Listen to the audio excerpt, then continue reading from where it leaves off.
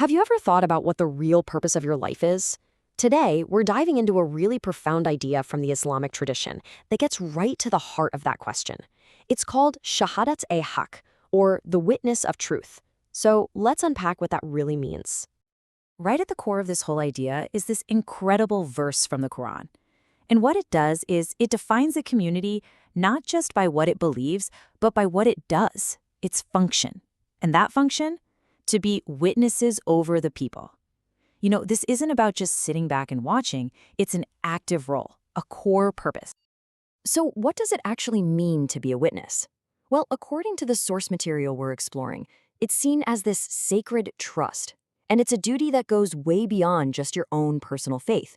It's about a collective responsibility for everyone.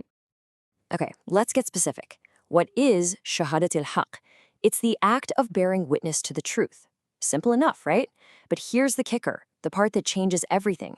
This isn't something you do in private. It's a public testimony. It's meant for all of humanity to see. And this isn't something you're meant to do on your own. No, the source makes it really clear that this is a responsibility given to an entire community. The idea is that everyone is supposed to embody this truth and present it to the world together as one.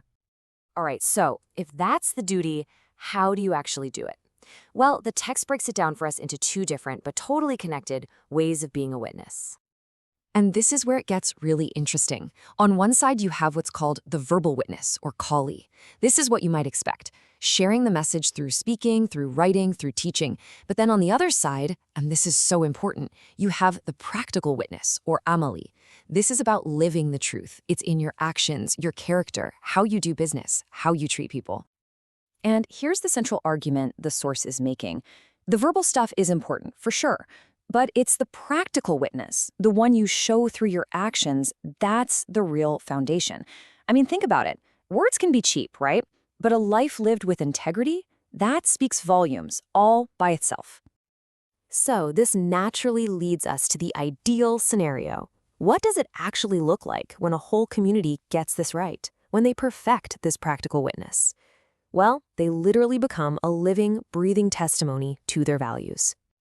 Imagine a society like that. They wouldn't just talk about justice. They would be incredibly just in everything they do. They wouldn't just say honesty is important.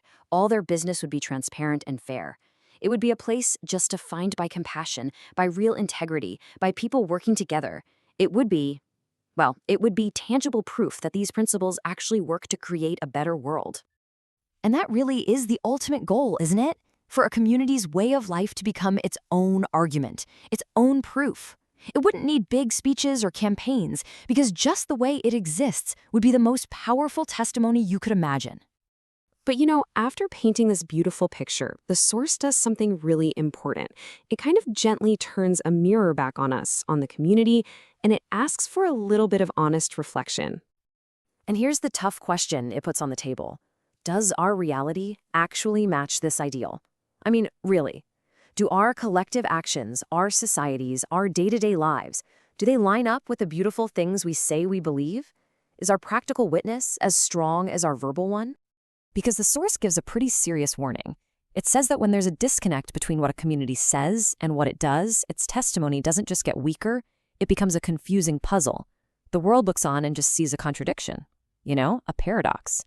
And that's really hard for anyone to understand or to trust. And the consequence of that is huge.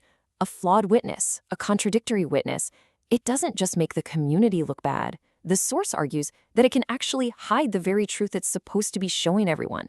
It makes it harder for people to see the beauty and the value in it. But okay, this reflection isn't supposed to make us feel hopeless. Not at all. Instead, it's framed as a very conscious call to action. It's a clear path forward for anyone who really wants to take this sacred trust seriously. So, where do we start? Well, the path begins with looking inward, introspection, just an honest assessment of ourselves. From there, it moves to knowledge. We have to really deeply understand the principles we say we stand for. And then, finally, it all comes down to action, that constant daily effort to make sure every single part of our life is in line with those principles. The ultimate goal here is complete integration. It's about making sure your personal life, your social life, even how you handle your money, it's all singing from the same hymn sheet, so to speak. Your entire life becomes the testimony. There's just no room for contradiction. And that brings us full circle, right back to a question, but this time it's a very personal one for each of us. If we strip away all the things we say and all the things we claim, what truth does my life, just by the way I live it, actually bear witness to? That's a really deep thought and something worth holding on to. Thanks for joining me for this explainer.